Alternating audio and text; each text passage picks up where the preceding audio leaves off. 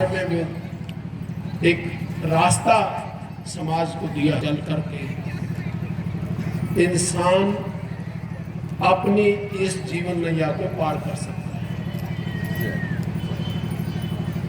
यहाँ अभी संत जी कह रहे थे और बहुत बड़ी बड़ी जो है ना विभूतियाँ आई हैं, उन्होंने आकर के ये जो ज्ञान की कुंडली है इसमें सब कुछ समाया है। ये तो इसलिए संत बैसाखी दास जी ने तो अपने आप को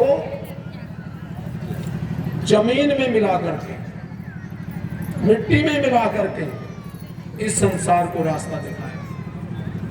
इस मिट्टी पे, इस धरती पे कभी बोझ नहीं बनेगा।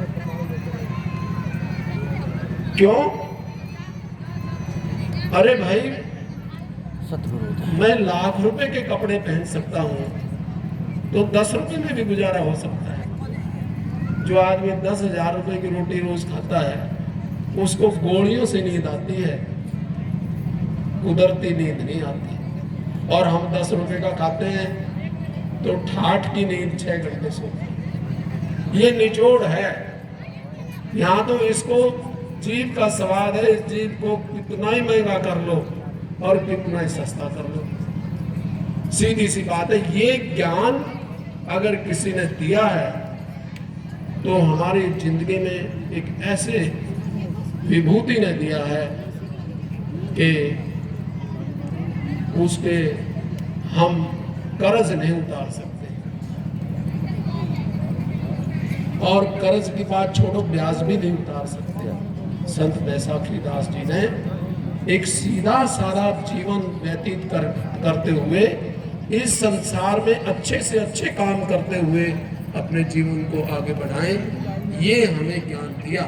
और इस ज्ञान का कोई मोल नहीं है, ये अमूल्य है। इस संसार में हम अगर इस संसार में आप पैसे से सारी चीजें खरीद सकते हैं, लेकिन आप संस्कार नहीं खरीद सकते। संस्कारों की दीक्षा होती है, संस्कार ग्रहण किए जाते हैं। वो संस्कार दे करके गए संत बैसाखी दास महाराज, जिनको अगर हम अपने जीवन में अपनाते हैं तो सुख ही सुख है, दुख का कोई काम ही नहीं है।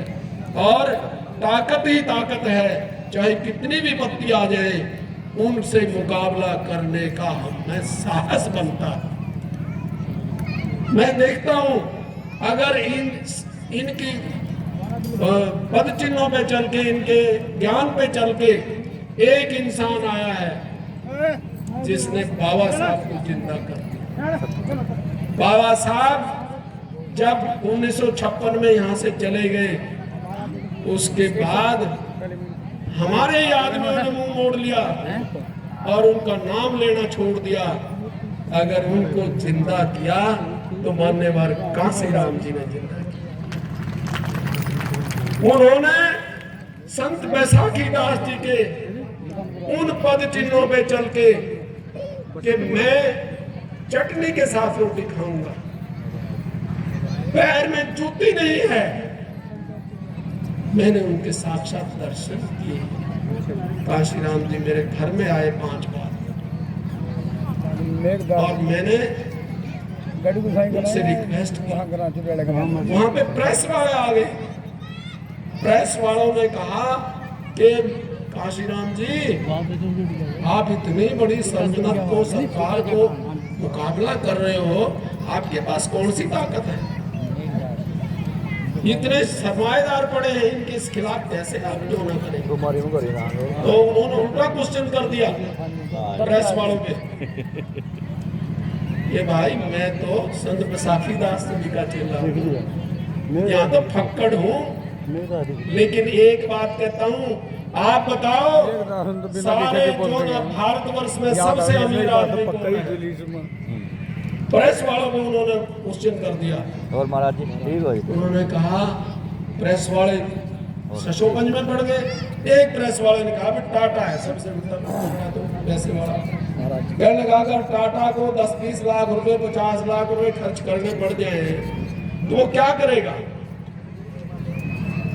तो एक ने कहा जी वो मैनेजमेंट की मीटिंग बुला के गए और उसमें पास करेगा 50 लाख रुपए खर्च है, तो उसने मीटिंग बुलानी पड़ेगी और मेरा 1 रुपए का मेंबर है, 1 रुपए का, 1 रुपए के मेंबर 2.5 करोड़ है मेरे पास। मैं अभी जो ना रिक्वेस्ट करूंगा 2.5 करोड़ रुपए कर दो 1 रुपए से। तो ये सारा एक जो ना सारा का सारा समागम बना दिया और उसमें हमें अच्छी चीजों की हमें चाहिए कि कहीं से भी अच्छी चीज मिल जाए उसको ग्रहण करें।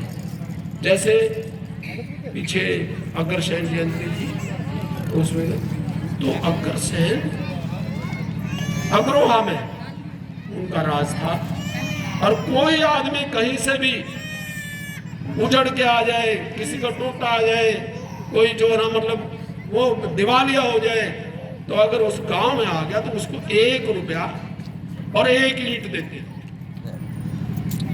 और लाख आदमी थे उस घर में, उस अग्रोहा में, तो लाख रुपए तो पानी से चल गया और लाख ईंट से घर बन गया। तो हमें भी ऐसा जो है ना संत बैसाखीदास जी जो दे करके गए हैं, हमें भी ऐसा कुछ करना चाहिए। मैं ज़्यादा कुछ न बोलता हुआ उनके चरणों में कोट कोट नमन करते हुए, सभी संतों महात्माओं के चरणों में नमन करते हुए अपना स्थान लेता हूँ।